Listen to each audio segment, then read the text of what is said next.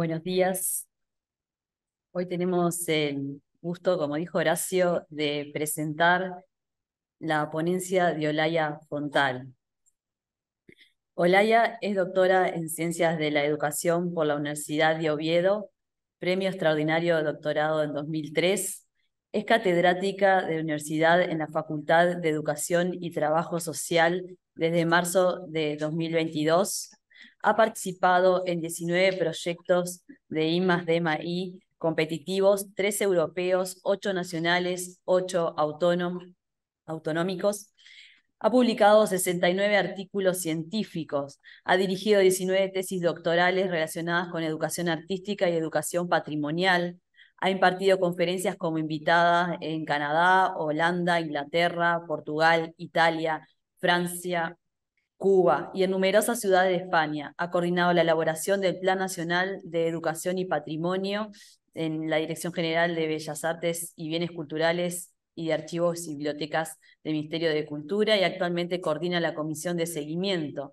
Desde enero de 2016 es miembro ordinario del GIR Educación Histórica y Patrimonial y desde noviembre del 2019 lo coordina.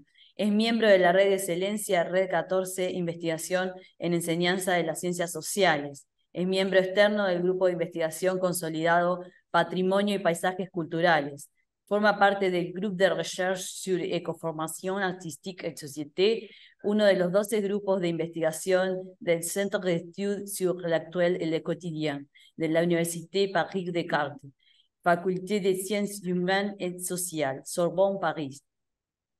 En 2020 a la actualidad es presidenta de la Comisión de Educación en la Agencia Andaluza para el Conocimiento. Es autora de material educativo que incluye guías didácticas para espacio de patrimonio, libros de texto, manuales dirigidos a maestros en formación y una guía para diseño de programas de educación patrimonial. Con ustedes, Olaya Fontal. Muy bien, bueno, pues muchísimas gracias por la presentación y por la invitación.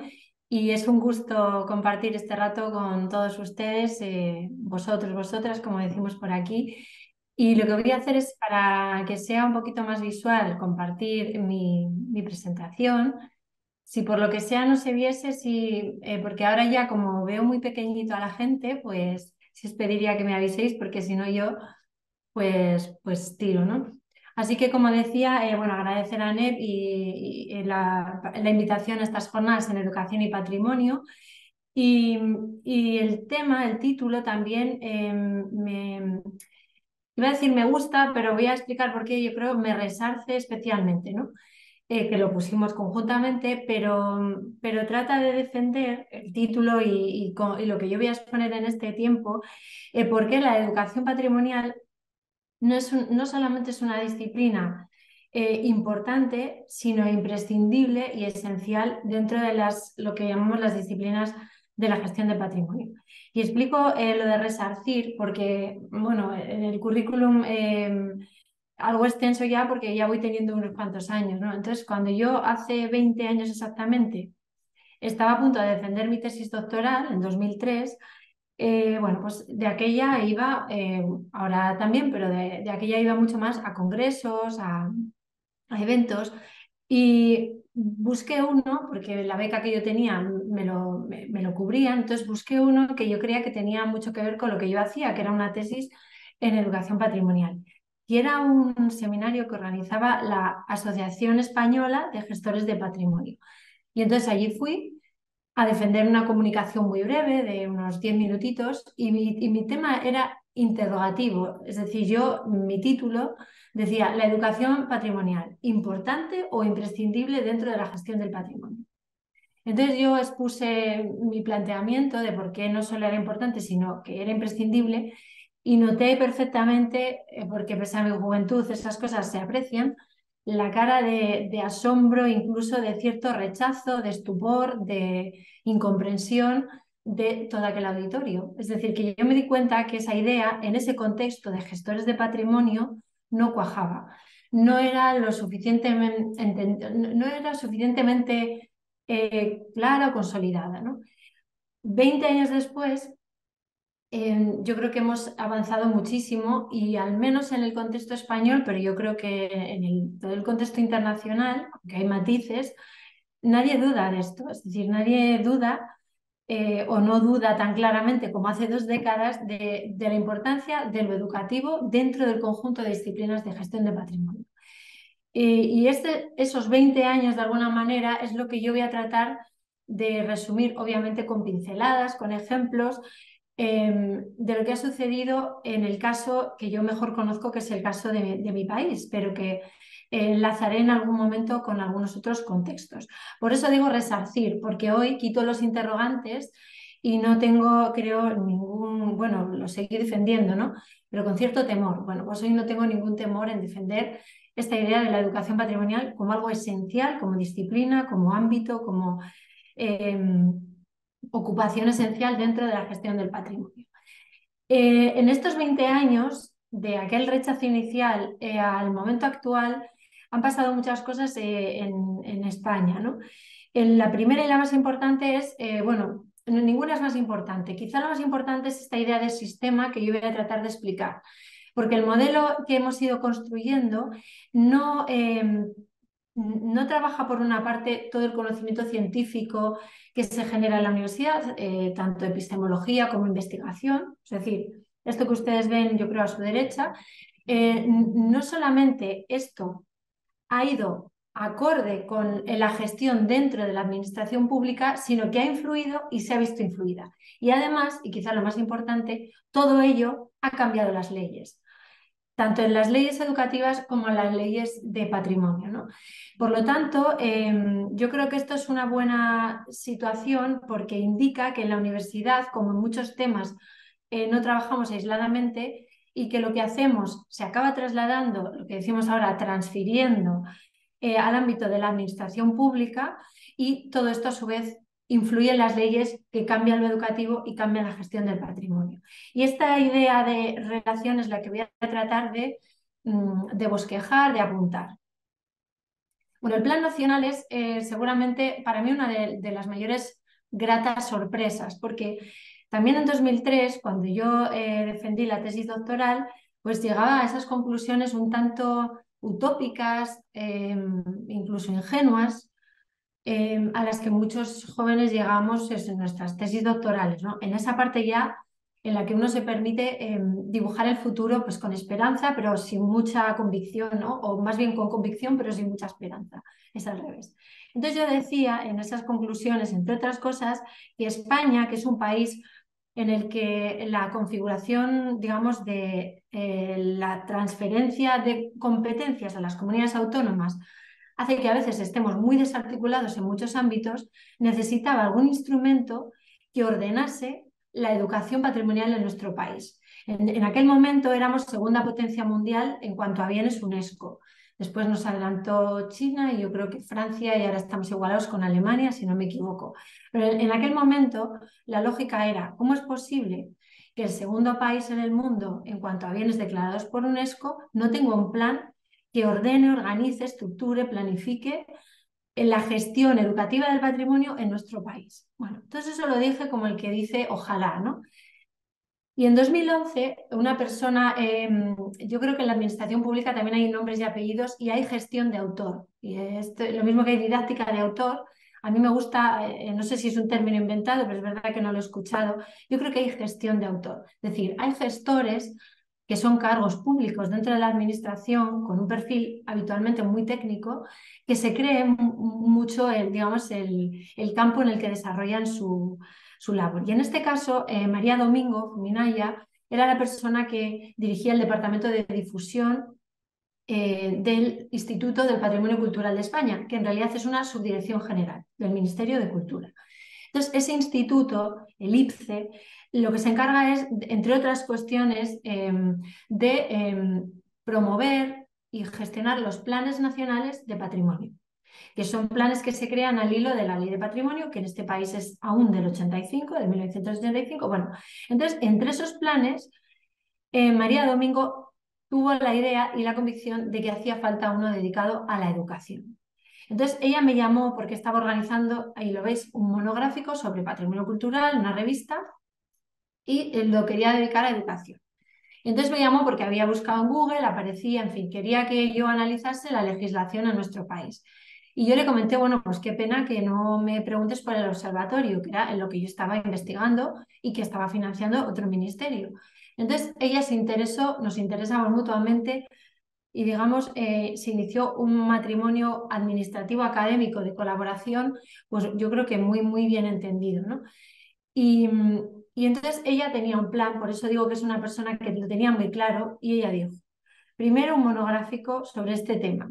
Después, en el consejo que decide, por ejemplo, qué bienes se van a proponer a UNESCO, que también es el que aprueba los planes nacionales, el Consejo del Patrimonio Histórico Español, vamos a proponer, siempre se celebra en una ciudad distinta de España, bueno, pues siempre hay un tema, digamos, monográfico, vamos a hablar de educación, para que los consejeros de patrimonio, que son los que tienen competencias después para aprobar los planes, acepten la creación de un nuevo plan, un plan de educación y patrimonio. Entonces yo, cuando ella me contó esto, obviamente yo estaba en disposición de colaborar y de aportar todo lo que habíamos ido investigando una década después de la tesis prácticamente, pero si no es porque una funcionaria decide y orgánicamente se aprueba que es necesario un plan, pues que es tan necesario como otros como el de patrimonio industrial, catedrales, arqueología subacuática, patrimonio material, bueno, todos los planes que tenemos nacionales, pues no se hubiera creado. Entonces, bueno, se constituye una comisión, los planes funcionan todos igual. Una comisión para elaborar el plan, que cuando lo tiene propuesto lo manda al Consejo de Patrimonio, lo aprueba y se aprueba para iniciar una comisión de seguimiento de ese plan. Quiero que vean la foto porque es muy importante quién es y cómo se configuró esta comisión, porque había representantes de todas las comunidades autónomas, pero también del Estado, la Administración Central, con competencias en materia de patrimonio, de educación, en museos, pero también cuerpos y fuerzas de seguridad del Estado, pues que tienen competencias, por ejemplo, en tráfico ilícito de bienes o en daños a los bienes, etcétera, ¿no? Y fue una comisión muy jugosa, muy, muy nutritiva, porque en realidad confrontamos de forma digamos, debatiente, de forma muy argumentada, muchos puntos de vista hasta llegar a un texto de consenso, ¿no? Y yo creo que la verdadera potencia de este plan está en la comisión que lo elaboró. También había gente dentro de las corrientes en investigación en educación patrimonial más próxima a las ideas que habían cuajado, ¿no? Por ejemplo, pues las ideas de Faro, de la idea de vínculo, de la importancia de las personas. Entonces se apostó por esa visión frente quizás a una didáctica del patrimonio más tradicional, centrada en los bienes, en la transmisión, etcétera, ¿no? Y comunicación. Por lo tanto, creo que el mérito de este plan está, en primer lugar, en un ministerio que decide potenciarlo y, en segundo lugar, aunque es verdad que yo coordiné con otras dos personas del instituto, en todas esas personas que pudimos incorporar. Bueno, el plan se aprueba y se constituye una comisión de seguimiento. Entre el 19 y el 21, por la pandemia, tiene una situación, digamos, de paro, como todos los planes, y actualmente está desde 2022 en fase de revisión, con la idea de que ahora a finales de 2023 aprobemos un nuevo texto, porque tras una década hay que hacer esto con los planes, un nuevo texto con mayores ajustes que trataré de comentar si me da tiempo. Entonces, bueno, como después les pasaré la presentación, tienen enlaces a todos los, digamos, a la página web del plan, por ejemplo, a la izquierda ven otros planes, ¿no? Pues abadías, monasterios, arquitectura defensiva, patrimonio industrial, conservación, etc. Y bueno, a la derecha pues un vídeo explicativo y explican lo que yo voy a explicar brevemente, pero con más detalle. Todos los planes tienen una serie de principios metodológicos. Esto es muy importante y más en el nuestro. Esos principios son como los pilares sobre los que van a sentarse, digamos, los pisos, ¿no? Que serían los objetivos. Y estos objetivos se concretan en, si queremos, pues en distintos programas, digamos, departamentos. Y esos programas a su vez se concretan en líneas de actuación. Fijaos que son 8 principios, 9 objetivos, 3 programas y 60 líneas. Y tienen un periodo de validez, por así decir, de 10 años. Lo importante es que el plan tiene presupuesto y que forma parte de los presupuestos generales del Estado y, por lo tanto, garantiza su propia financiación. Yo creo que esto es importante porque las ideas sin digamos, recursos económicos para su ejecución pues se quedan en el plano simplemente desde lo ideal, de la ideación y de lo a veces poco realista, ¿no? Bueno, decía antes el gráfico en el que el sistema nuestro relaciona la epistemología. Bueno, una de las cuestiones que estuvo muy presente en ese plan y que entonces no había cuajado tanto en investigación, en educación patrimonial, era la idea de humanizar el propio concepto de patrimonio, que al mismo tiempo buscaba una visión mucho más realista, y cuando digo realistas en términos casi pictóricos, de lo que es el patrimonio, ¿no? Es una visión mucho más compleja y por eso quizás mucho más hiperrealista, si queremos, de la idea de patrimonio. No solamente centrada en los bienes, sino reivindicando las personas no solo como creadoras, depositarias, sino como la propia esencia de la conformación de patrimonio, ¿no? Esto es una elaboración epistemológica que yo creo que se ha ido consolidando, un caldo de cultivo que ha ido cuajando a lo largo de todo el mundo. En España en particular ha costado un poquito, pero fíjense que en 2003, cuando yo defendí la tesis doctoral, solo había una tesis anterior, de 2002, de José María Cuenca sobre didáctica del patrimonio, después la mía 2003, 2005 otra, y después ya se disparan aquí el número de tesis doctorales en educación patrimonial, hasta ver en estos momentos, los últimos datos eran más de 200. Por tanto, es exponencial la progresión. Y claro, todo esto iba digamos, trasladando el acento de una visión centrada en la didáctica, en los bienes como elementos casi aislados que había que transmitir a las generaciones, en favor de una visión mucho más holística, mucho más compleja, más integral, humanista, ¿no? Si queremos, de lo que es el patrimonio. Para mí el paradigma, por ir citando algún ejemplo de fuera de España, es este en Chile, porque digamos sería un equivalente a lo que nosotros hicimos en el Plan Nacional para inventariar los programas que había de educación patrimonial. Una de las primeras, después retomo, una de las primeras misiones que nos propusimos es saber qué se estaba haciendo y cómo se estaba haciendo. Entonces, el observatorio que yo dirijo, con una serie de investigadores, buscaba, localizaba, contactaba, documentaba, inventariaba programas de educación patrimonial. Los clasificaba, los analizaba, etc., ¿no? Yo creo que el salto al que ya estamos tendiendo, pero el ejemplo lo he encontrado el referente en Chile, es este catastro colaborativo, yo creo que aquí lo llamaríamos inventario, georreferenciado, donde son los propios participantes y protagonistas o gestores, organizadores de esos programas de educación patrimonial quienes los inventarían, ¿no?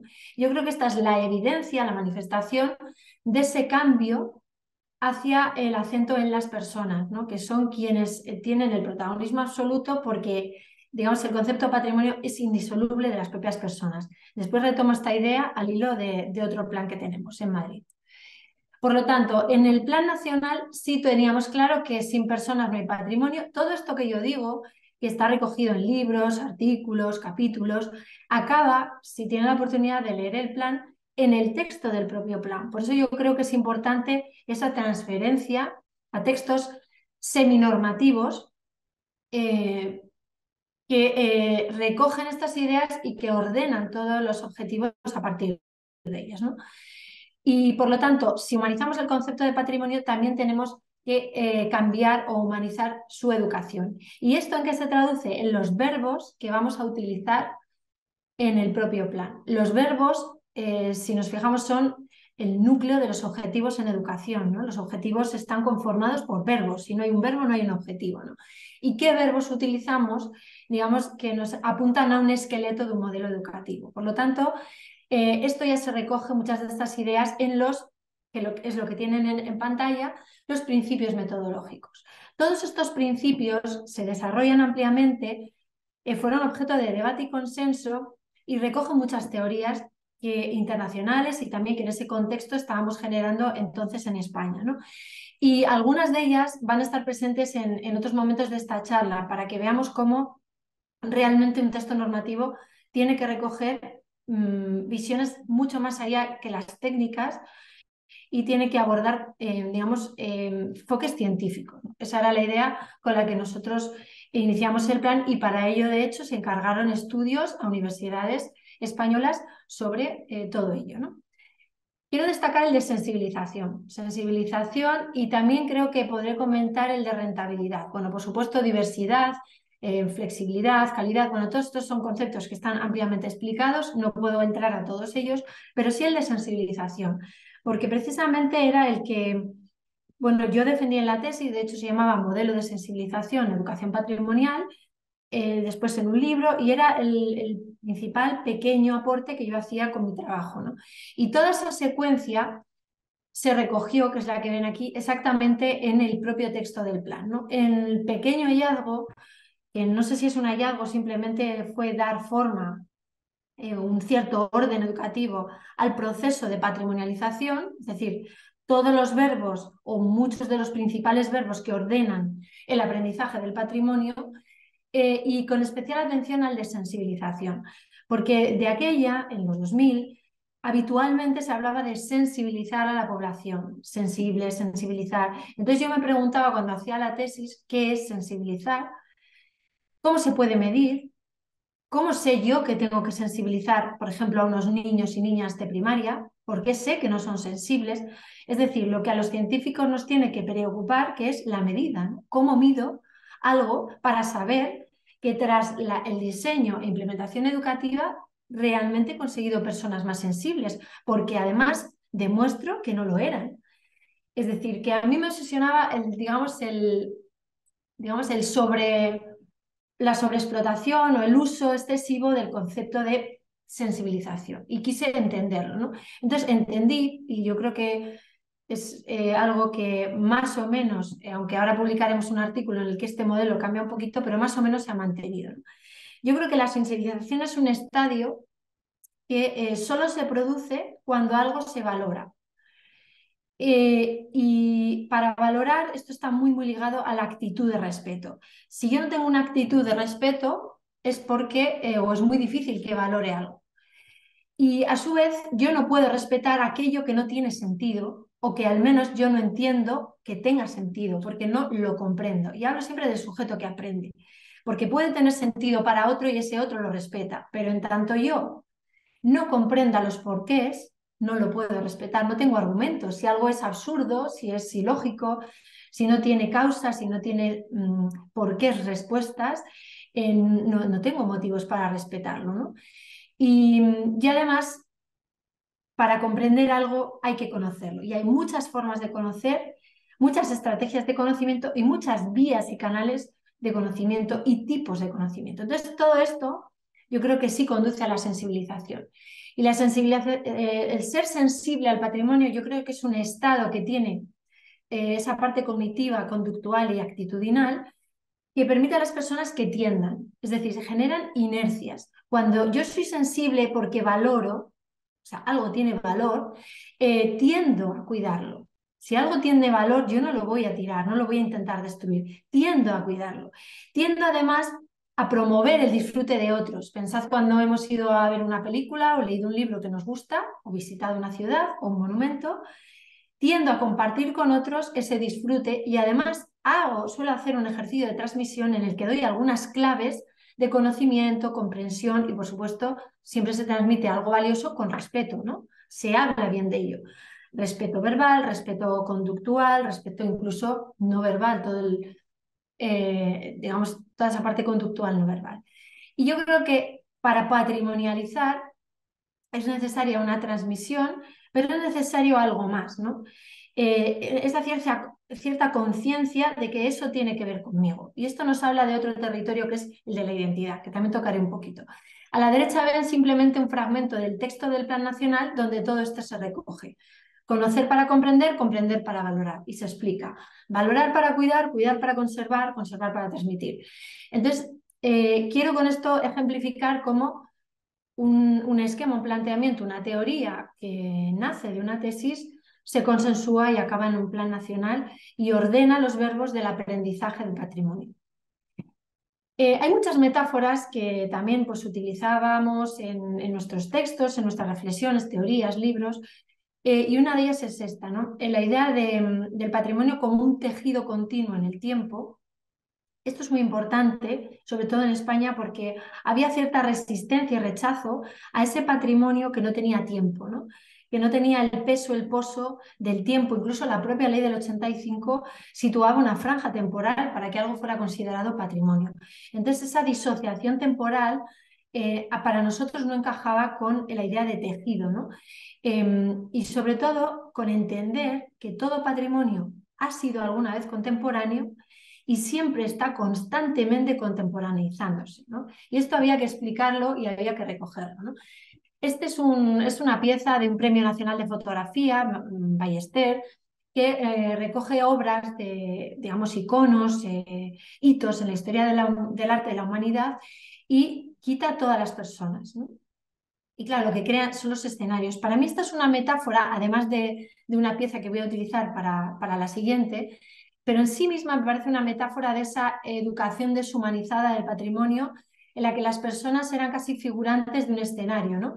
Cuando lo realista, yo creo, es esa visión completa del patrimonio donde necesitamos ver todo ese conjunto de personas interactuando pues, con los objetos, atributos e incluso el propio lugar en ese momento en el que Jesucristo dice, alguien me va a traicionar, alguien de vosotros me va a traicionar, ¿no? Entonces, esa es, digamos, la educación patrimonial a la que tendemos, ¿no? Donde las personas son el elemento esencial e imprescindible en la propia gestación, en la propia noción de patrimonio. O sea, patrimonio son esas gestaciones de las personas, esos vínculos que se generan.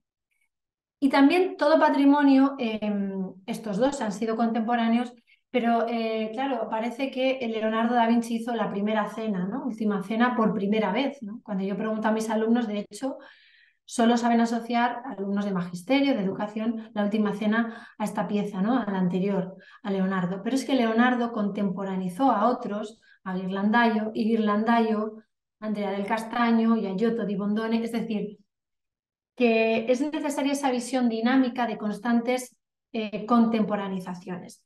El debate surge, sobre todo yo también soy historiadora del arte y a los historiadores del arte nos da un poco pavor, y también desde la didáctica de la historia del arte, un falso dilema, ¿no? Y es creer que por contemporaneizar vamos a perder rigor en el conocimiento conceptual, histórico, factual de ese elemento patrimonial, cuando son cuestiones completamente diferentes.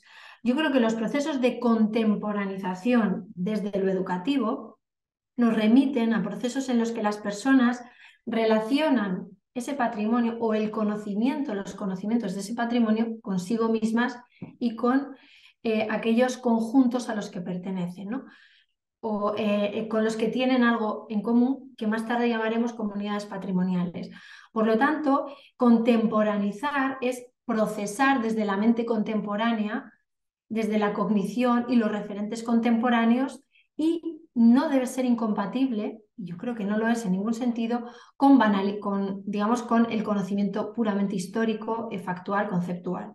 Son dimensiones digamos, compatibles y de hecho en el proceso de contemporanización también aparece el conocimiento histórico si queremos, ¿no?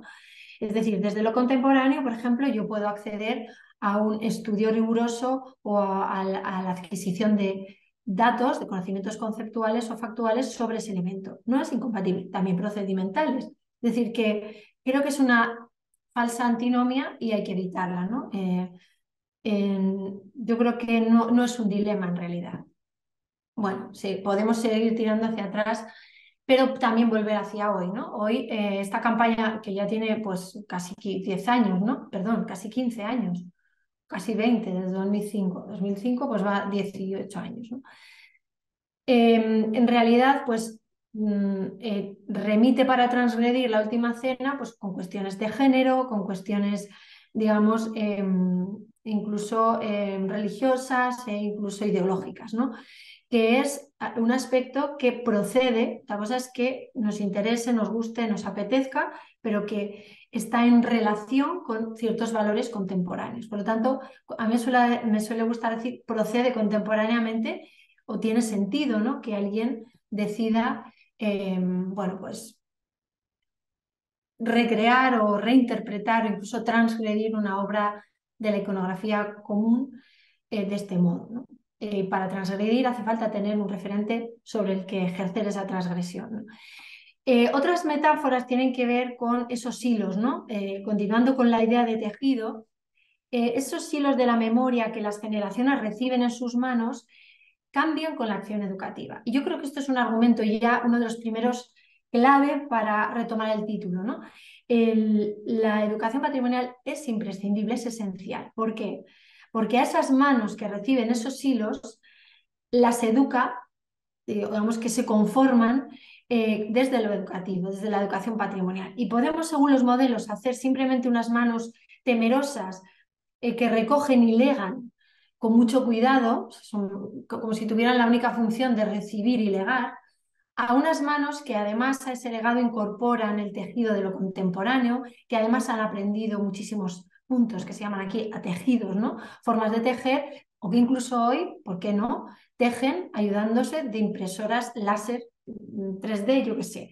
Es decir, que esas manos, hasta dónde y cómo las lleguemos a educar, condiciona qué vayan a hacer con esos hilos que reciben. Incluso hay manos que no quieren directamente cogerlos, o que hacen nudos, o que cortan, o que tiran, o que ni siquiera están en disposición de querer legar, ¿no? Que son manos poco sensibles, poco interesadas en el patrimonio. Y esto solo se debe a una deficiente educación patrimonial. Por lo tanto, tal es la importancia y lo esencial de lo que nos ocupamos en la educación patrimonial, como que damos forma a esas manos, ¿no? Que sabrán qué hacer con ese patrimonio.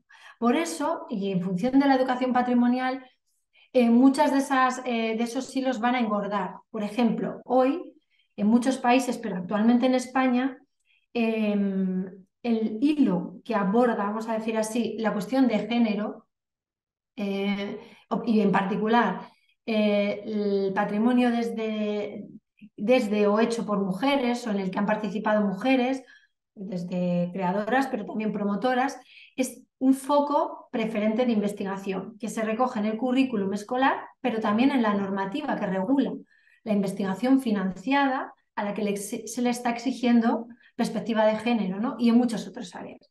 Eso da lugar a que engorde el hilo de la dimensión de género con relación al patrimonio, ¿no? Y esto tiene que ver con valores, criterios que hacen que esas manos vayan teniendo un tipo de, digamos, haciendo un tipo de tejido.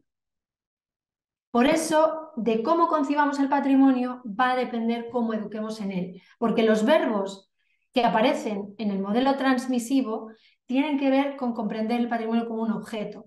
Por ejemplo, transmitir, dar a conocer, podríamos llegar a comprender, y todo lo que entraría dentro de los verbos que configuran el conocimiento e incluso la comprensión. El patrimonio como texto tiene que ver también con verbos que se acercan ya a las actitudes de respeto, pero también a la interpretación. Todo ese movimiento en torno a la interpretación del patrimonio, la comunicación pasa a la interpretación, yo creo que tiene que ver con la idea de entender el patrimonio como algo más complejo que sí mismo, ¿no? Y verbos que reivindican, digamos, el valor simbólico. Y el patrimonio, digamos, el modelo, digamos, que se basa en el contexto es el puramente interpretativo. Esto no son cajones estancos. Intento mostrar una progresión que nos va aproximando de unos modelos a otros y además sabiendo que muchas veces conviven, ¿no? Y por lo mismo, perdón, cuando ya entendemos la idea de símbolos, es decir, el patrimonio simboliza un complejo mucho mayor, incorporamos verbos precisamente que tienen que ver ya con las personas. Fijaos que de objeto a símbolo vamos incorporando o trasladando el acento del bien al ser humano, por así decir. Y así continuamos en esta progresión a la idea de extensión, que después voy a retomar en un ejemplo, y a la idea de vínculo. Por lo tanto, cómo entendamos el patrimonio, que es lo que reflejamos en el plan, va a identificar modelos, sin que nosotros digamos, apostemos por ninguno, sino que apostamos por esa conciencia de comprender la relación. ¿Por qué?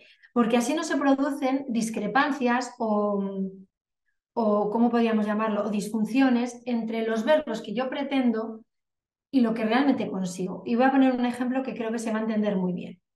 Cuando yo estudié mi segunda carrera, que era Historia del Arte, me encontré con un profesor especialista en barroco mundial, muy prestigioso, que él pretendía que nosotros valorásemos y disfrutásemos del arte barroco solo por el hecho de que él nos lo estaba dando a conocer y además nos daba a conocer verbos, o sea, perdón, conocimiento completamente factual, o sea, datos, fechas, nombres, conceptos, factos, o sea, hechos, datos y números, ¿no? Para que lo localicemos dentro del aprendizaje cognitivo conceptual, ahí.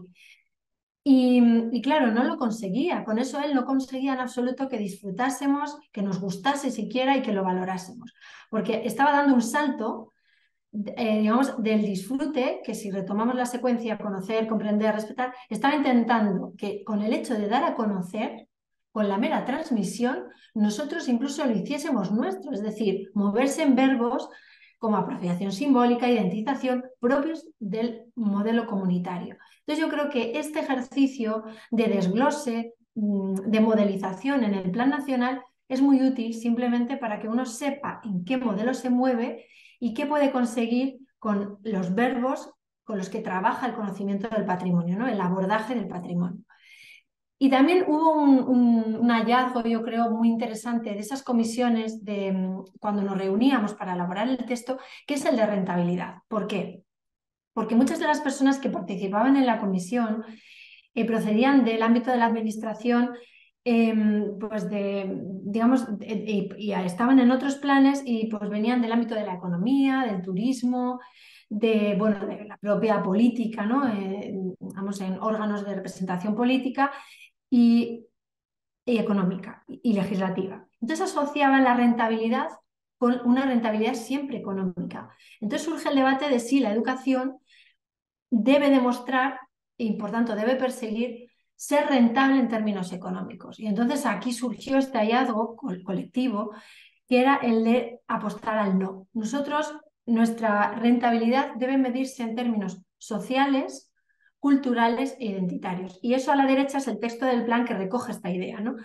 Que eso posteriormente se llegue a traducir en una rentabilidad económica le corresponde a otras disciplinas dentro de la gestión analizar y valorar. Pero la nuestra, y por supuesto apostábamos a que sí, ¿no? Una sociedad, digamos, segura identitariamente, socialmente, sensible al patrimonio cultural, a los matices, obviamente, pues redundará en un beneficio económico. Aunque entendemos que ese no debe ser el fin, porque a veces hay acciones e intervenciones educativas que incluso no son rentables. Por ejemplo, ocuparse de personas con distintas condiciones, capacidades y en algunos casos discapacidades, a veces muy pocas personas, puede no ser rentable en términos económicos, pero sí en los que a nosotros nos deben preocupar. Por lo tanto, aunque sí puede ser rentable indirectamente en términos económicos, nuestra rentabilidad directa se mide en términos sociales, identitarios y culturales, ¿no? Este es un ejemplo precioso que, bueno, estos son los alumnos con los que yo trabajé de secundaria para la tesis y cuando fuimos a conocer esta escultura de su barrio y yo les pregunté por ella, ellos me dijeron, no sabían que era una escultura y lo llamaron cacho cemento, que bueno, en realidad era de hormigón, ni siquiera sabían cuál era el material, ¿no? Pero lo llamaron cacho cemento de manera despectiva.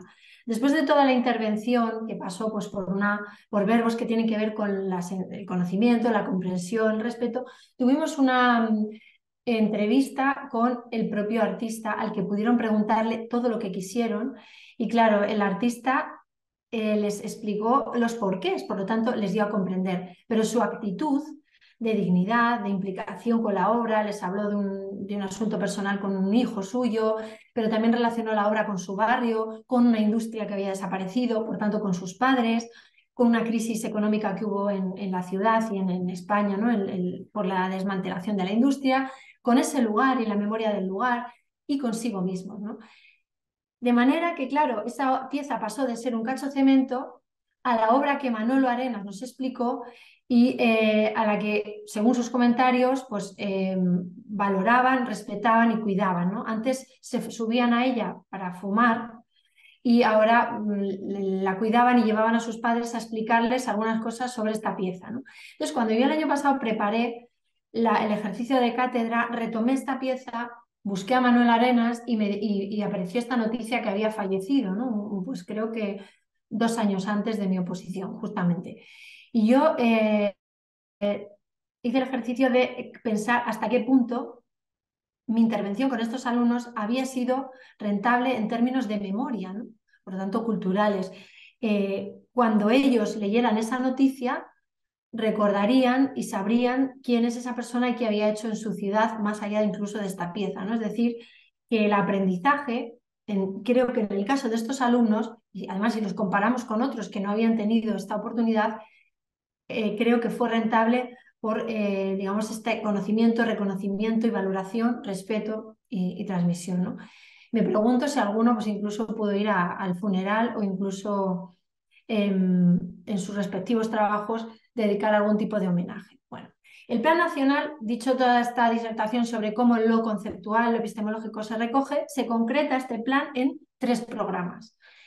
Uno de investigación, otro de formación y otro de difusión, pero en educación patrimonial, porque tienden otros planes o cuando lo explicamos a creer que se llama o sea, que me refiero a la investigación en patrimonio. No, no, es investigación en educación patrimonial e innovación en didáctica del patrimonio y la medición de todo ello.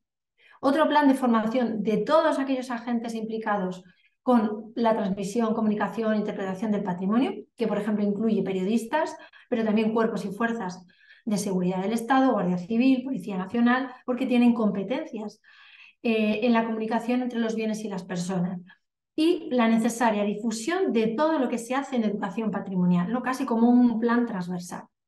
Bueno, este plan se concreta en muchísimas actuaciones muy específicas que podéis consultar con más detalle, pero yo quería ver ejemplos de algunas actuaciones que hemos ido y que se pueden ver en el micrositio que tiene el Ministerio para todos los planes y en particular para este, desde unidades didácticas, juegos, apps, pero también investigaciones, proyectos didácticos, análisis de legislación, videojuegos o incluso el ajuste de otras propuestas que ya estaban siendo llevadas a cabo a los presupuestos del propio plan. Es decir, hacerlas, darles el sello, digamos, del Plan Nacional, porque se ajusta a criterios de visión de futuro de la próxima década. O también organizar congresos, simposios, las actas de todo ello, la publicación de todo ello.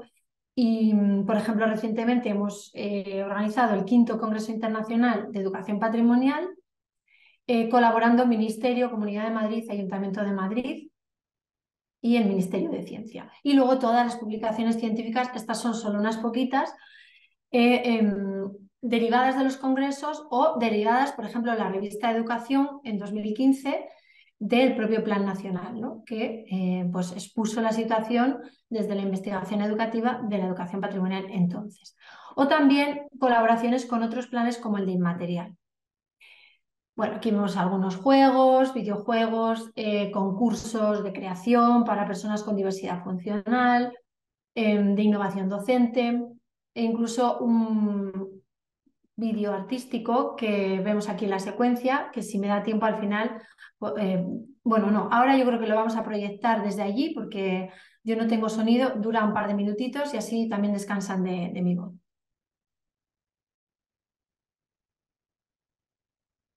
Bien, pongo el video que me pasaste por aquí entonces. Sí, gracias.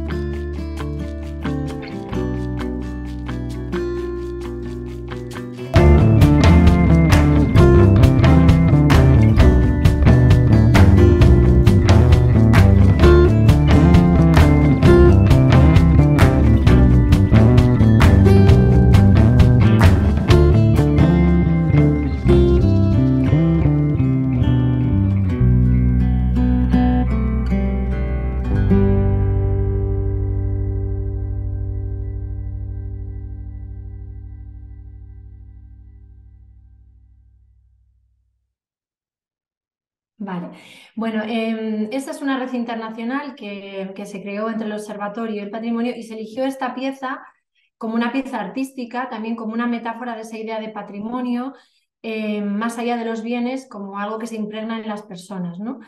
Y de hecho, el observatorio que yo dirijo se integró explícitamente en el Plan Nacional, porque en realidad es un proyecto financiado que puede llegar a dejar de tener financiación. Entonces yo quería digamos, que el observatorio perteneciese al Plan Nacional y que, aunque yo no tuviese, digamos, fondos, pues pudiese tener una función, ¿no? Entonces, un observatorio nuestro, en realidad, lo que hace es, tiene una gran base de datos y luego tiene una parte pública, que es la que se puede observar en la página web, que se dedica pues, a la difusión, promoción de la educación patrimonial, ¿no? Pues, por ejemplo, aquí tenemos el último congreso, pero bueno, se promocionan las herramientas, los resultados de investigación, las tesis, todo lo que estamos haciendo desde el equipo, alojado, como digo, en el marco del Plan Nacional.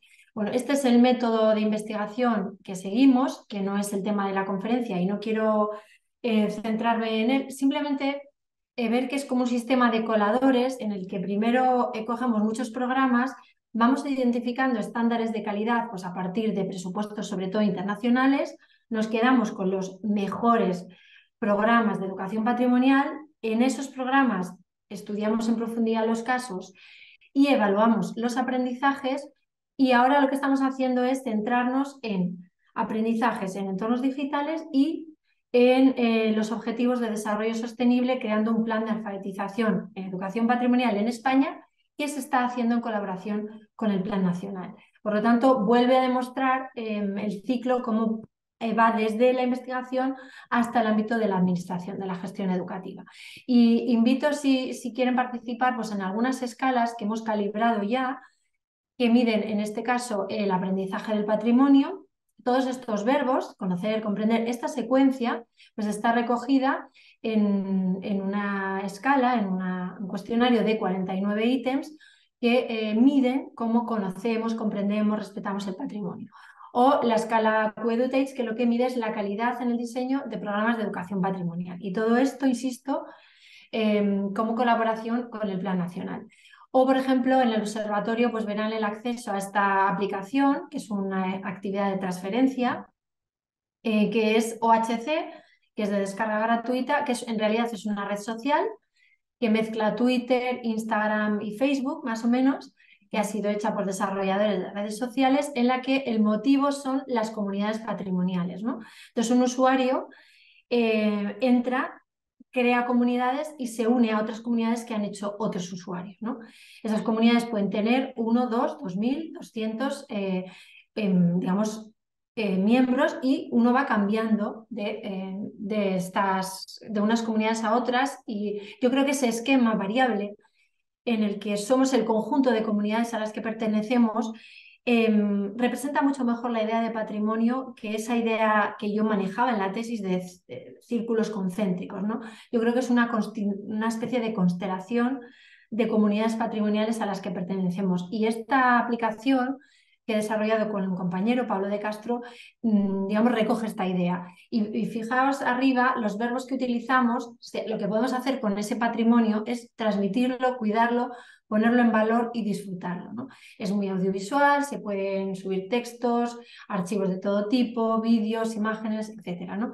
Para que veáis también cómo podemos ir desde lo meramente teórico hasta lo pues, más aplicado, ¿no? Y bueno, hay muchísimas comunidades, estas son solo algunas, de lo que cada cual, siempre que no se vulnere ningún derecho fundamental, quiera crear y quien quiera participar en ellas. Bueno, hay, ya digo, muchísimas más, también pues si se animan pueden participar. Y bueno, luego, como decía, actas de congresos que están disponibles en la web del Ministerio y también en la página del observatorio. Y muy importante, y aquí es donde ya quiero ir hacia el cierre, este plan trajo tras de sí otro plan autonómico.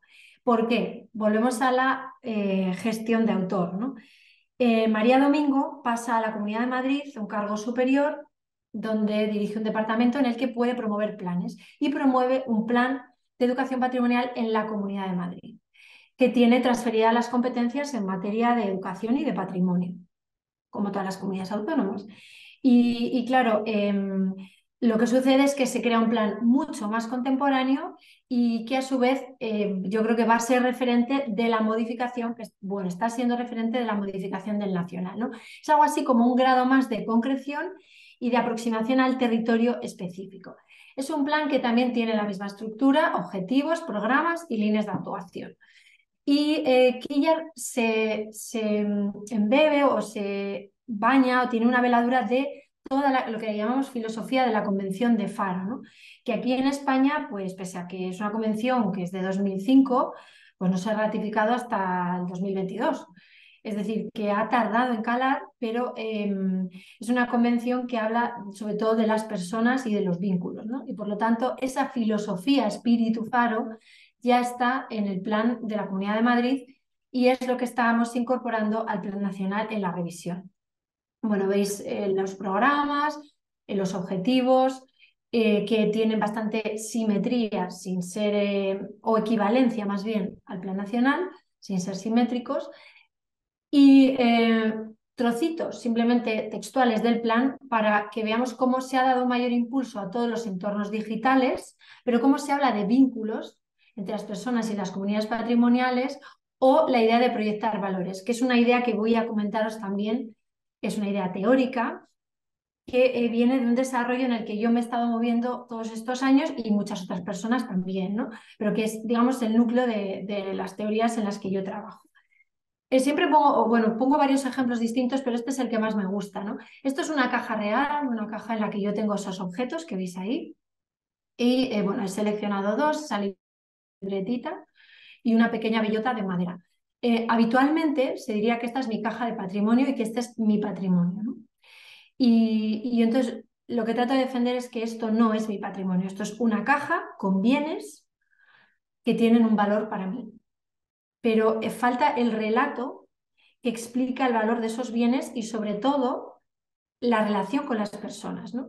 Esta libretita de arriba, no puedo contarlo muy detalladamente, pero es una libretita, y esto es real, ¿eh? No es un relato que me he inventado, es una libretita que yo llevo siempre conmigo y que guardo, que me regaló, que no me regaló, que cuando mi abuela murió, cuando yo tenía 18 años, ella murió, vivía conmigo en la casa familiar, y pues unos días después de fallecer, un tiempo, mis primas se juntaron y mi abuela era muy pobre, muy humilde y no tenía bienes y tenía pues algunas pequeñas joyas que había ahorrado, pero de muy poco valor económico. Y entonces mis primas decidieron que había que repartirlo. Entonces yo, bueno, pues estaba muy afectada y demás, no entendía aquella situación, pero rápidamente me fijé en esta libreta y la abrí y en mitad de las hojas encontré una frase que yo misma había escrito unos 10 años antes, que ponía, estaba dirigida a mi abuela, Elisea, es como se llamaba ella, Elisea es la más buena y la más guapa del mundo. Entonces, rápidamente en mi cerebro se destapó el recuerdo que había generado esa frase y que yo había olvidado por 10 años. Y es porque había regresado del colegio yo, había de comer verdura, protesté, me porté muy mal, como una niña pues impertinente, mi abuela sufría porque siempre nos decía, con el hambre que hemos pasado en la guerra, ¿cómo es posible que estos niños de hoy en día no aprecien, no agradezcan? Es un discurso muy propio en nuestras generaciones, ¿no? Sobre todo con abuelos pues, que vivieron una guerra y posterior dictadura. Y entonces no, yo recordé que me sentí tan mal que fui a escondidas a esa libretita donde yo le apuntaba con mi letra buena y pequeñita los números de teléfono de sus amigas, que ella, que no tenía apenas estudios, tenía que apuntar en una libreta mucho más grande con una letra enorme, ¿no? Entonces yo se los pasaba limpio los sábados, los domingos, entonces yo fui ingenuamente a aquella libreta y le puse esas palabras. Y lo olvidé por completo, jamás supe ni recuerdo si ella me dijo algo, yo creo que no, pero a mí me fascinó con 18 años el poder, no del objeto, ¿no? Poder mágico, si queremos, de contener recuerdos que necesitan al ser humano para destaparse, ¿no? Y yo creo que eso se empieza a aproximar a la idea de vínculo. Entonces yo con este relato, bueno, y la bellota de abajo, pues es una bellota que yo regalé a mi padre, aun sabiendo que iba a fallecer de ELA y que estaba muy enfermo y bueno, pues que finalmente decidí quedarme yo, ¿no? Decidimos que me quedaba yo. y tiene una historia más larga, pero lo que quiero es complejizar esta idea de patrimonio, ¿no? Yo creo que sí llamaría patrimonio a esos nudos que yo os he contado con el relato, que explican la relación entre las personas y esos bienes, ¿no? Que derivan en el hecho de que yo, como los valoro y los respeto, los quiera cuidar y los conserve, ¿no? E incluso ahora esté haciendo el ejercicio de transmisión con vosotros. Entonces yo llamaría patrimonio a este hilo, ¿no? Con nudos que explican los vínculos, por usar una metáfora, en el que las personas no son un añadido al patrimonio, es el elemento esencial del propio concepto de patrimonio. Aquí lo esencial es el vínculo que se establece entre las personas y determinados bienes que no tienen por qué ser siempre materiales. Y vínculos que afectan a dimensiones materiales e inmateriales y yo creo que sobre todo espirituales, ¿no? Entendiendo por espiritual lo trascendente, esa necesidad del ser humano de trascenderse.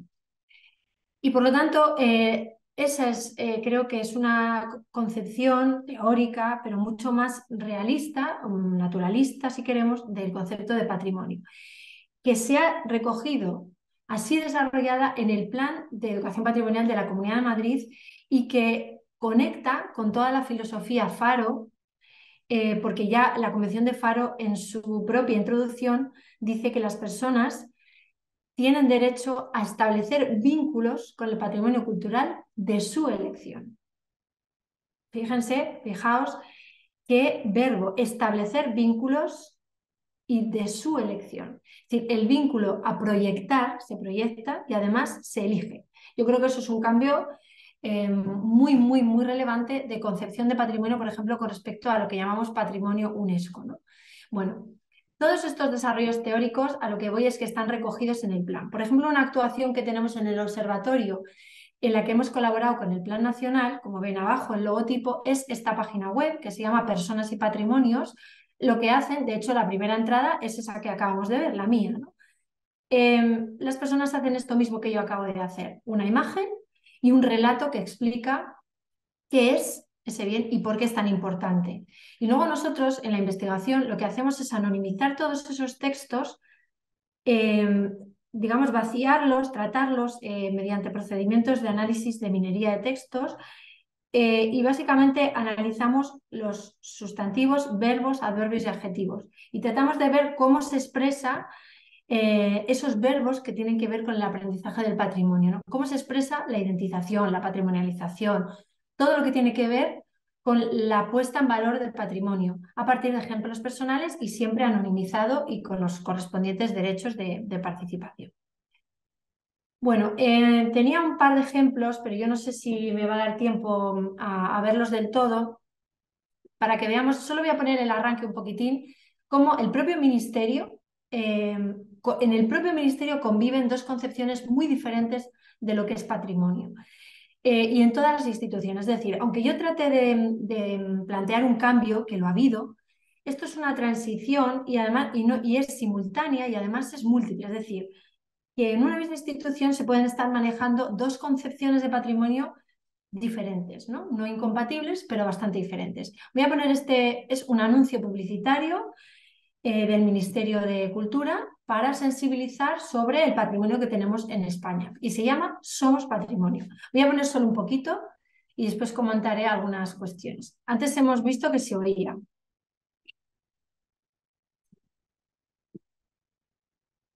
España tiene 47 tesoros reconocidos por la UNESCO como Patrimonio de la Humanidad. Es difícil definir nuestro patrimonio porque no somos de nada en concreto y somos un poco de todo. Somos cañones, somos volcanes, somos bosques, somos pintores de cuevas, cazadores, recolectores, flamencos, palmeras.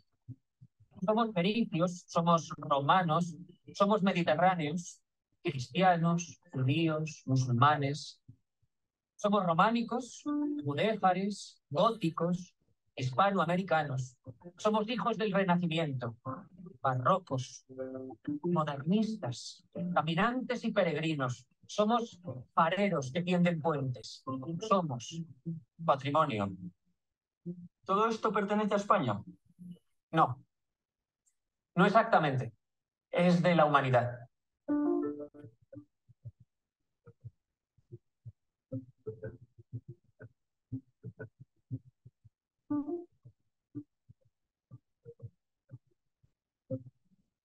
Bueno, yo creo que esta pieza, bueno, me fascina, la detesto y al mismo tiempo me fascina porque en ella están pues, muchos errores conceptuales que aún siguen perviviendo, ¿no?, con relación al patrimonio.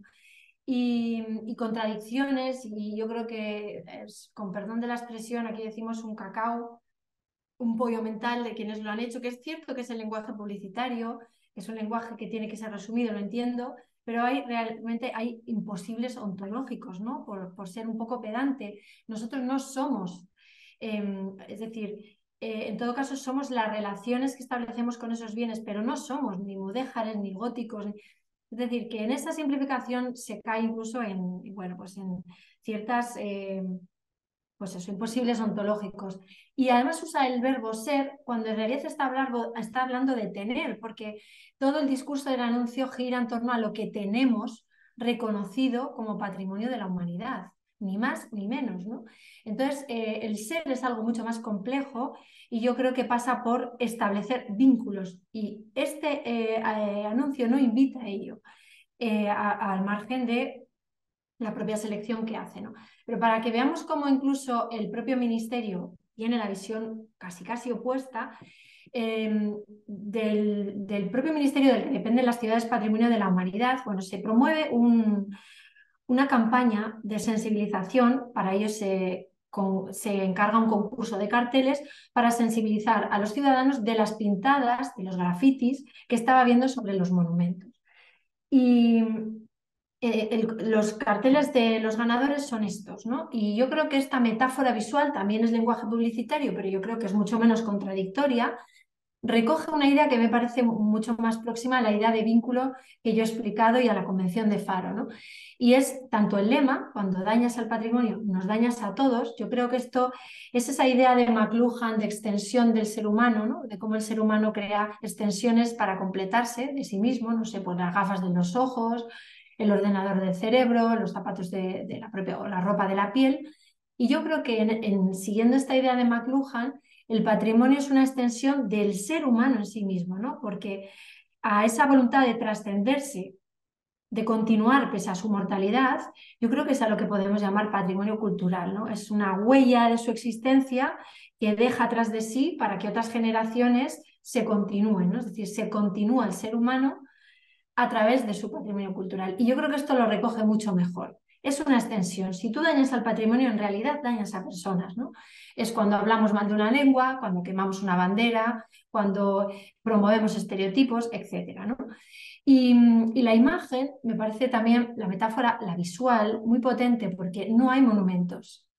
Hay personas sobre las que sí se han proyectado grafitis reales que había sobre monumentos. Y yo creo que esto indica que hay dos visiones, no sé si antagónicas, pero muy diferentes de lo que es el patrimonio. Y ya por ir cerrando, estas ideas que estoy exponiendo, estamos recogiéndolas en el Plan Nacional, en esa revisión que estamos haciendo, y ya han sido en parte recogidas en el texto del de la Comunidad de Madrid, ¿no?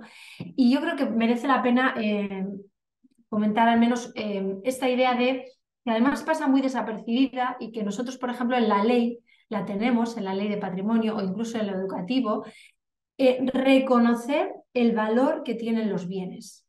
Que seguro que lo he dicho y a nadie, o quizá os chirría poco, pero esto es casi un oxímoron, ¿no? Porque el valor no es propio del bien. Nunca jamás un valor pertenece a un bien, sino que siempre se atribuye por parte de un ser humano. La muestra es que un mismo bien cambia de valor.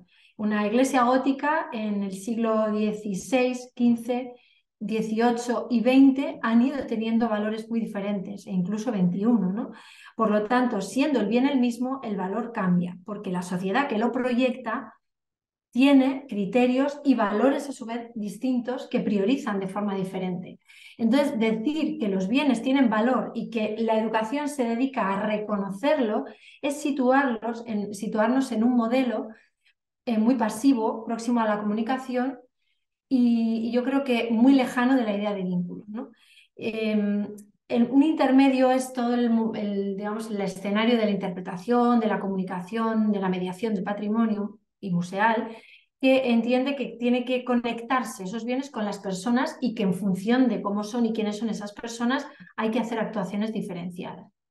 Y en el que nosotros intentamos movernos, y también he jugado con una metáfora visual, ¿no? De movimiento, de desdibuje, donde la persona aparece en un primer plano, tiene que ver con relaciones que se establecen entre bienes y personas digamos, que conceden valor a esos bienes.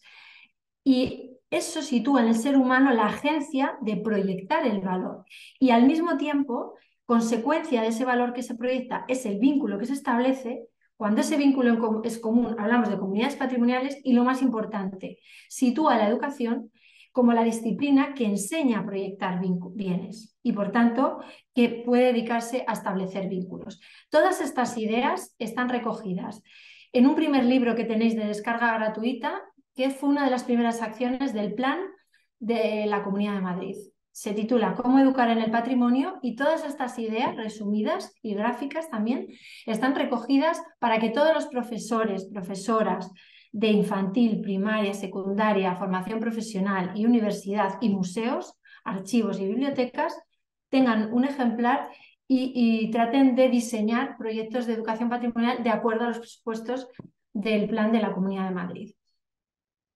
Y ejemplos de la Comunidad de Madrid ya aparecen en su lenguaje, ¿no? Fiestas tradicionales, una comunidad patrimonial de la Sierra, en este caso creo que es la Sierra Norte. Es decir, hablan de comunidades patrimoniales. También redes de patrimonio cultural de la Comunidad de Madrid. Fijaros cómo hablan de gestión social, participativa y sostenible del patrimonio cultural en el territorio. Conectar experiencias y actores territoriales. Están constantemente en esta filosofía Faro, ¿no? Y además, si veis ahí, lo vinculan a los objetivos de desarrollo sostenible. Bueno, tengo un link al vídeo, pero casi que lo podéis ver más adelante. Y bueno, también se preocupa mucho por la percepción social del patrimonio cultural, haciendo entrevistas y cuestionarios e incluso acciones en ferias de patrimonio sobre cómo y qué perciben las personas, cuáles son sus patrimonios, cuáles son los prioritarios, para en función de ello organizar educativamente su programación. Y ya cierro con la expansión, ¿no? Porque empezó el Estado, continúa la Comunidad de Madrid, pero en Galicia el Consejo de la Cultura Galega ha promovido una serie de foros para activar un plan nacional. Canarias ha retomado uno que tenía desde los 2000, que es un programa de educación patrimonial actualmente muy activo, o la región de Murcia, que ya tuvo un plan de educación patrimonial y lo está tratando de reactivar, ¿no? Y cómo es España, por ejemplo, que ha configurado una comisión de patrimonio, educación y participación ciudadana, que ya ha hecho ciclos de conferencias y que incluso va a publicar un libro próximamente, ¿no? Algunas pinceladas para el futuro que nos quedan en este recorrido. Yo creo que los ODS son un buen horizonte que ordena esa relación, ese paso de patrimonio a personas. Yo creo que esa inflación del concepto de patrimonio, eso lo explico en el libro del patrimonio, del origami de los vínculos, ¿no? Quizá el concepto de patrimonio se había inflacionado debido a la presencia, ¿no?, al dominio del turismo y la economía entre las disciplinas de la gestión de patrimonio, y se había ido alejando de su propia esencia, ¿no? Entonces, hasta que se rompe esa burbuja y se genera una especie de derrame ontológico del concepto que hace que vuelva a su esencia, ¿no? No sé si la metáfora ayuda o quizá... a mí me parece sugerente, porque el concepto de patrimonio se acerca a su esencia cuando se hace más complejo y cuando incorpora la dimensión humana como parte esencial del concepto, no de la finalidad es decir, es esencial. Y por lo tanto, lo educativo, que es esa disciplina que está en torno a la gestación, promoción y medición de los vínculos, pues acaba siendo una disciplina esencial, ¿no? Algunos objetivos de desarrollo sostenible, pues con la equidad, la calidad, las desigualdades, la sostenibilidad, toda la dimensión de lo rural. Esto nos puede dar pistas hacia dónde se dirige esa educación patrimonial. Y ya por último, una pequeña reflexión casi para el debate ahora, es que creo que estamos en un tránsito en el que estamos entendiendo que es difícil sostener el propio concepto de patrimonio de la humanidad, ¿no? Se hace casi imposible, ¿no? Vuelve a ser otro oxímoro, ¿no? Porque ningún patrimonio, casi por definición, si es un referente identitario, va a poder pertenecer. Otra cosa es, o va a poder apropiarse de él toda la humanidad. Otra cosa es que tenga valores que puedan ser universales, que también eso es muy cuestionable, que puedan tener interés histórico, artístico, cultural para toda la humanidad. Pero esto pasaría por un proceso de descolonización, vamos a decir así, y de desetnocentrismo, no sé cómo decirlo de forma menos compleja, ¿no? En el que en todo caso tengamos acceso y nos pueda interesar los patrimonios de todas las partes del mundo, ¿no? Y no de unas como hasta ahora venía siendo. Por eso yo creo que es interesante hablar más que de patrimonio de la humanidad, el patrimonio es la humanidad, ¿no? En un tiempo además en el que es todo el tiempo, en ese continuo, y que además está sometido a un cambio constante. Esa condición dinámica cambiante, yo creo que la estamos ya incorporando no solo al concepto de patrimonio, sino a la propia educación que ejercemos con él. Y ya con esto pues casi que lo voy a dejar para que, aunque me he pasado 10 minutitos, pues podamos debatir, incluso cuestionar y ahondar en algunas cuestiones que he dejado abiertas. Gracias. Muchas gracias, Olaya. Ha sido realmente... No sé qué te voy a pasar después.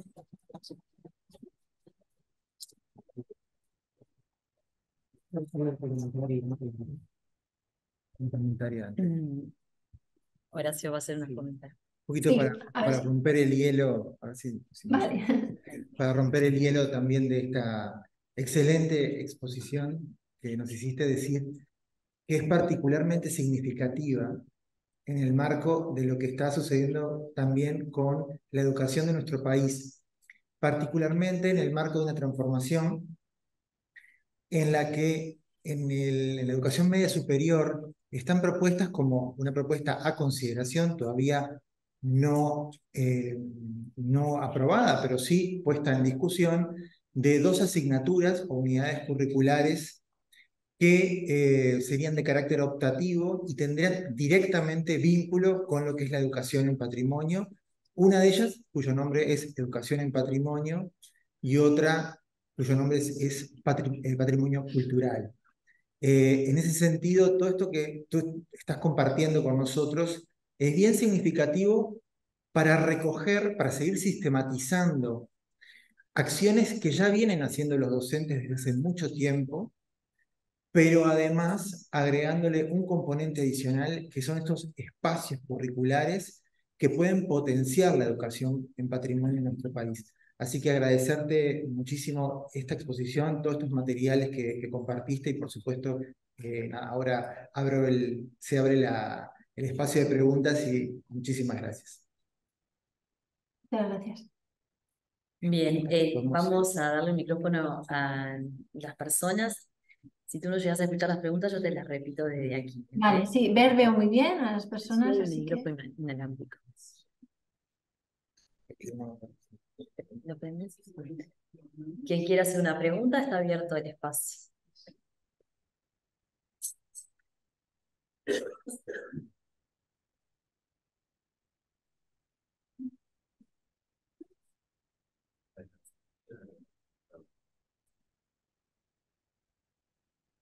Buenos días. Muchas gracias por la presentación. Fue espectacular. Yo quería preguntarte, porque estamos hablando de esta asignatura optativa que se va a implementar en la formación. Yo de educación y práctica y venimos trabajando patrimonio de 2016 en el tercer año del ciclo básico. Pero me gustaría que nos contaras el tema del patrimonio, cómo y desde qué edad se trabaja en España en educación. Gracias. ¿Lograste escuchar la pregunta? No, es con mucho eco, sí. He escuchado la introducción sobre la asignatura, pero luego ya no oía bien. ¿Cómo y desde qué edad se trabaja en España la educación en patrimonio? Este es un tema, bueno, es una batalla que siempre perdemos, pero por lo siguiente. Aparece en el currículum desde los años 90 el currículum LOCSE en primaria, en muchas asignaturas, en lengua, en educación artística, en ciencias sociales, o sea, historia, geografía, historia del arte, e incluso en educación física. Aparece en el currículum. Las distintas leyes, en España tenemos un vicio, entre comillas, y lo digo con sarcasmo, de cambiar de ley cada gobierno, ¿no? Entonces, hemos tenido muchas leyes generales de educación y todas, invariablemente, reconocen la presencia del patrimonio en el currículum en primaria. No es ninguna asignatura, son bloques de contenidos en varias asignaturas. Y también en secundaria. ¿Qué sucede? Y eso lo averiguamos cuando pusimos en marcha el estudio primero del plan, que lo que se recoge en la ley, y esto sí es una ley de obligado cumplimiento, no llega a las aulas. Es decir, nosotros tenemos pocos problemas con el negro sobre blanco porque la ley lo recoge y además, si se hiciese lo que dice la ley, realmente los verbos son sensibilizar, cuidar, proteger, promocionar, valorar, pero no llega a las aulas. Y los docentes lo reconocen porque en la encuesta nos reconocían que incluso en un 70 y pico % no impartían ninguno de estos contenidos. Si analizamos los materiales escolares y los libros de texto, tampoco. ¿Qué pasa entonces? Entonces, yo creo, esta es pues nuestra teoría, ¿no? Digamos, del grupo nuestro, pero también del área de conocimiento. El problema lo tenemos aquí en la formación de los maestros y maestras y de los profesores de secundarias. Aquí los maestros tienen una carrera que es magisterio, educación primaria, infantil, y los de secundaria tienen un máster. Que no les enseñamos lo suficiente, y esto nos lo demostró otro estudio en el que analizábamos los planes de estudio de las universidades, a enseñar el patrimonio. Difícilmente un alumno que sale recién licenciado, graduado ahora, o máster, si no le has enseñado cómo enseñar el patrimonio y lo que es más importante, que hay que enseñarlo y que es importante hacerlo y es una obligación, no lo va a hacer. Porque socialmente todavía no se entiende como una materia, como un contenido importante. O sea, la sociedad española puede valorar ciertos lugares turísticos. Cuanto más extranjeros y cuanto más turistas o nacionales vengan, parece que más valioso es, pero no valora lo propio. Y eso es lo que hay que revertir cambiando la concepción de patrimonio desde la formación de maestros. Cuando salgan 2 generaciones o 3 de maestros y maestras bien formados, que desde 6 años hasta los 16 y luego 18 ya en el bachillerato, tengan a los niños educados artísticamente, es decir, formen esas manos, saldrán generaciones capacitadas. Entonces, en España tenemos un problema muy serio con la aplicación de la ley. No se cumple. Quizá cada vez se cumple más, pero además las concreciones autonómicas insisten. Es decir, la ley general lo recoge, las autonómicas también, y los maestros no lo aplican. ¿Qué está pasando ahí? Entonces, realmente tenemos un problema de concienciación, empezando por quien puede cambiar una sociedad, que es el profesorado. Sí, tenemos otra pregunta. Sí. ¿Escuchás algo? Un poquito. Nos trae mucha luz en estos temas que estamos comenzando a transitar en el Uruguay. Mi nombre es Leticia Camila y soy encargada del Departamento de Patrimonio Cultural Inmaterial de la Comisión de Patrimonio de Uruguay. Quería hacer una pregunta, dada tu experiencia y tu trayectoria. Quería saber si te habían sistematizado o si había, no sé, material sobre la participación de los portadores de la práctica cultural en el patrimonio material en el proceso educativo, ¿sí? Si hay digamos, algún marco teórico, o digamos, por lo menos es lo que a mí me preocupa, de cómo se insertan los portadores de la práctica cultural en los procesos de educación formal. He entendido, sí, toda la pregunta y además lo he escuchado bien en este caso. Sí, hay varias cuestiones. Desde los propios planes nacionales, uno de los más activos es el Plan Nacional de PCI, de Patrimonio Cultural Inmaterial. Y tiene muchísimas propuestas educativas e incluso una guía para trabajar educativamente proyectos de educación patrimonial. Eso en cuanto digamos, a lo estatal, ¿vale? El Plan Nacional del PCI, que lo llamamos, de salvaguarda del patrimonio cultural y material, tiene mucho en la página web del Ministerio. O sea, simplemente buscando Plan de Patrimonio Material, ahí hay. Además, yo creo que yo tengo ahora en mente, hay un par de libros que se han publicado sobre patrimonio inmaterial. Y nosotras, por ejemplo, en el observatorio tenemos alguna publicación, Marta Martínez y yo, en alguna revista, que luego si queréis, pues os doy mi email y os la puedo pasar, que tengo los links como muy, muy fáciles. Pero lo que está pasando es que yo creo que el concepto de patrimonio cultural inmaterial de UNESCO, vamos a ir a UNESCO, y en la Convención de 2003, yo creo que ahí es cuando UNESCO afina para definir el patrimonio inmaterial con lo que yo creo que debiera ser el concepto general de patrimonio. Y entonces, por eso creo que cala tanto, porque la idea de comunidades patrimoniales se asocia al patrimonio inmaterial. ¿A dónde quiero llegar? A que parece que esa idea de patrimonio inmaterial, que pudiera ser la propia idea de patrimonio, está calando más que lo que podríamos llamar patrimonio monumental, histórico, material, muchas denominaciones. Entonces, mi planteamiento es que esa clasificación UNESCO a mí no me gusta de dimensión, o sea, de patrimonio. Hay tres categorías, bueno, dos: material, inmaterial o tangible, intangible, y antes tenían la de espiritual y la han retirado. Ya se oye hablar poco. Yo creo que esto en realidad no son tres tipos de patrimonio, sino tres dimensiones que todo elemento patrimonial tiene.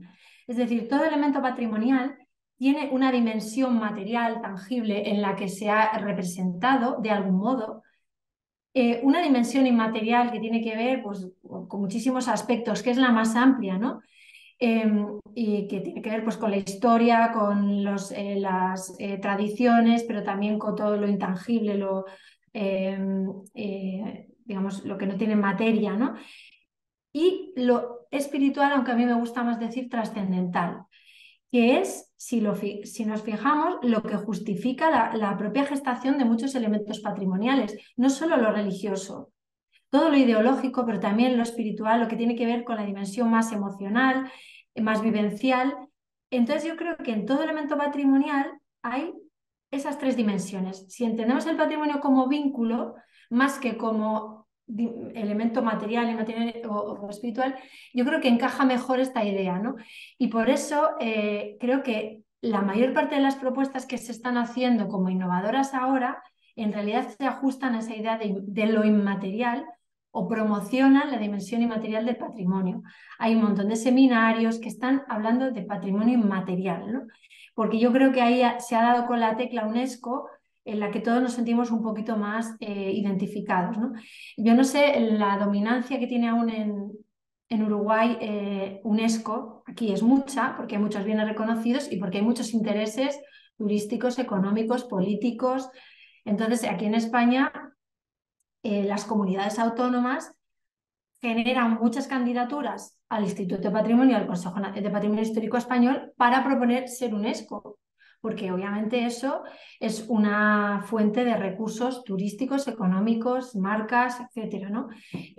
Y no debemos olvidar que al menos aquí es un órgano político en el que están representados aquellos gobernantes de las comunidades autónomas de un signo determinado político, ¿no? Entonces, eso a mí me sirve para disociar todos esos mecanismos de selección del patrimonio que atienden a intereses políticos, turísticos, etcétera, a esa otra idea de relación que establecemos con bienes, donde entran en juego todos aquellos del patrimonio más próximo, de la comunidad, del barrio, de la familia, de la localidad, que es donde creo que ahora está la verdadera potencia, porque ahí el vínculo existe, porque además es propio, es una agencia que decidimos, no nos lo imponen, y además es real, ¿no? Es decir, que el valor es el que le atribuyen las comunidades en función de lo que les sirve a esas comunidades para comprenderse a sí mismos, a su identidad, ¿no? Y yo creo que por ahí las propuestas más potentes, más impactantes en términos de aprendizaje, están en esa línea, ¿no? Donde la dimensión inmaterial casi es el centro, el eje de esas propuestas educativas. Entonces, bueno, luego os doy en el chat pongo el email y me podéis escribir y os mando enlaces a todo esto que os he dicho. ¿Vale? Voy a ponerlo aquí. Se lo alcanzo después a Leticia. Vale, esto es. Vale, no sé si alguien quiere preguntar algo Sí, más. ahí aparece en pantalla. Muchas Sí. gracias. ¿Tenemos tiempo para una pregunta más? Sí. Te vamos a agradecer. Si tú te paras, ella te ve porque yo puse aquí un celular para que ella viera al público. Y habla fuerte para que ella capte el audio. Gracias. Hola, buen día.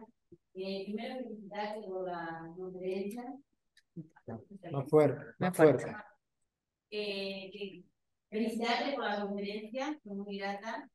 Soy maestra del interior del país, me desarrollo en la ruralidad y me causó mucha impresión y investigación cuando referiste a lo de la libretita y los hilos y los nudos que se generaban con respecto al vínculo y al valor que se podía dar a esos elementos como personales. Y la pregunta es que sí, sería un buen punto de partida en primaria, como partir de esos elementos personales que pueden llegar a tener los niños con un significado vincular, relacionado al patrimonio. Sí, lo he entendido perfectamente, sí, sí, totalmente. Además, ya hay bastantes experiencias con respecto a esto, porque por una parte es real y realista, ¿no? Y sobre todo ese principio de yo no puedo valorar lo de otros si primero no valoro lo propio o yo no voy a querer a los demás si no me quiero a mí mismo, es una especie de máxima, ¿no? Se cumple y sobre todo con aquello cercano conocido, pero por un principio pedagógico también de proximidad, pero toda la teoría del apego también, es mucho más fácil que yo reconozca el valor que algo tiene y tome conciencia de ello. Y el ejercicio de proyectar valores, de apropiarte simbólicamente, todos esos verbos se ejercitan y entonces hay que hacerlo con aquello, con lo que es más inmediato y natural. Pero voy más. Y me bajo infantil, incluso no sé, la primaria en Uruguay cuando empieza, en España es de 6 a 12 años. Antes está la infantil, la educación infantil, que es de 0 a 6. Ya con 1 año se escolarizan gratuitamente, 2 años, desde hace poco. Antes es obligatorio con 3. Bueno, es obligatoria la primaria, pero la escolarización gratuita es desde los 3, ha bajado a 2 y ahora a 1, ¿no? Y los niños, yo lo observé con mi hija. En realidad, cuando hablamos de patrimonio, con esta idea de hablar de lo esencialmente humano, porque lo esencialmente humano es generar algo que nos trascienda, que decía antes, yo observaba que ella hacía todos los verbos de la secuencia, ¿no? Bueno, no hablaba, ¿no? Pero ya con 9 meses seleccionaba, prefería, elegía, cuidaba unos bienes frente a otros. Un peluche, y claro, no hablaba y no podíamos saber por qué. Pero estaba claro que ella estaba atribuyendo un valor que puede tener que ver con el olor, con el recuerdo, con la textura, no se sabe, pero que es una conducta que ha mantenido durante todos los años. Y como ella, cualquier niño, y nosotros mismos, si nos pensamos en la infancia, hoy mismo, todas esas conductas que trabajamos con el patrimonio, muchas veces las tenemos de manera natural hacia bienes que consideramos importantes, ¿no? Hasta el punto que mi hija, por ejemplo, conserva un peluche de cuando, pues de antes de tener, de cuando nació, con unos días que alguien le regaló y no sabemos por qué, ni siquiera ella lo sabe explicar, pero tiene valor, ¿no? Ahora dice que es porque es de cuando era pequeña, pero ahí hay algo más. ¿Qué quiero decir con esto? Que en educación patrimonial, como todo en educación, trabajamos con verbos y sobre todo el aprendizaje. Es decir, las personas lo que hacen es comportarse, ¿no? Es decir, que nosotros lo que medimos y con lo que trabajamos es con el comportamiento humano. Es decir, el conocimiento tiene que ver con el comportamiento, con la conducta verbal, no verbal, emocional, en las dimensiones cognitivas, lo que queramos, procedimental, pero es conducta. Es decir, ¿qué es la sensibilización? ¿Cómo se mide? No sé, no puedo medirla, pero sí puedo medir conductas que indican sensibilidad o falta de sensibilidad, porque la sensibilidad es un constructo, ¿no? Es una, digamos, es una construcción que depende de otras variables o de indicadores que apuntan hacia ello, ¿no? Es decir, nosotros sabemos que pintar un graffiti indica falta de sensibilización, pero sabemos que promover una asociación cultural para defender que no tiren la iglesia del barrio indica sensibilización. Es decir, la conducta humana es con lo que nosotros trabajamos y lo que sí podemos medir. Y en investigación científica tenemos que medir. Entonces, volviendo a la pregunta, en la etapa de infantil y de primaria, que es a la que te referías, es perfecto, además, precisamente para tomar conciencia de todas aquellas constelaciones patrimoniales comunes que tenemos, ¿no? La idea de comunidad patrimonial yo creo que es muy sana. En la medida en que más entendemos que tenemos muchas comunidades compartidas con otras personas, asumimos que hay muchas otras que no. Y asumimos que lo natural es tener muchas comunidades patrimoniales compartidas y otras que no. Y entonces así se llega quizá a eso que llaman algunos autores, que a mí no me gusta, el patrimonio en conflicto, ¿no? O patrimonio conflictivo o patrimonio controversial. Yo creo que lo controversial no es el patrimonio, es la conducta de los seres humanos con relación a la conducta del otro hacia su patrimonio. Fijaros si parece más complejo, pero en el fondo no lo es. Yo creo que es poner el acento en lo verdadero, donde nosotros podemos intervenir. El patrimonio, ¿cómo va a ser conflictivo? Si ni tiene valor ni deja de tenerlo, si es el ser humano el que se lo atribuye, ¿no? Entonces es muy conductual, muy actitudinal en particular la relación con el patrimonio.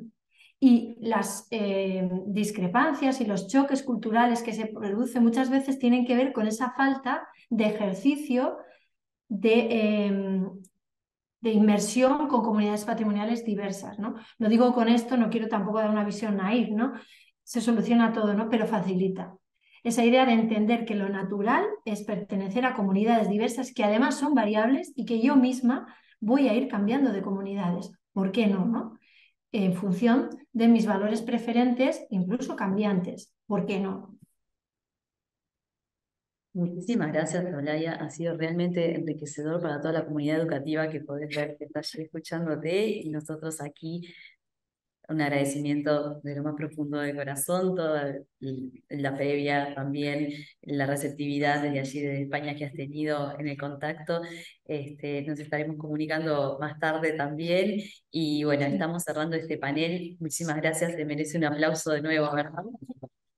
Muchísimas gracias, ha sido un placer y he estado encantada. Esperemos que nos volvamos a ver en algún sitio, ¿eh? Muchas gracias.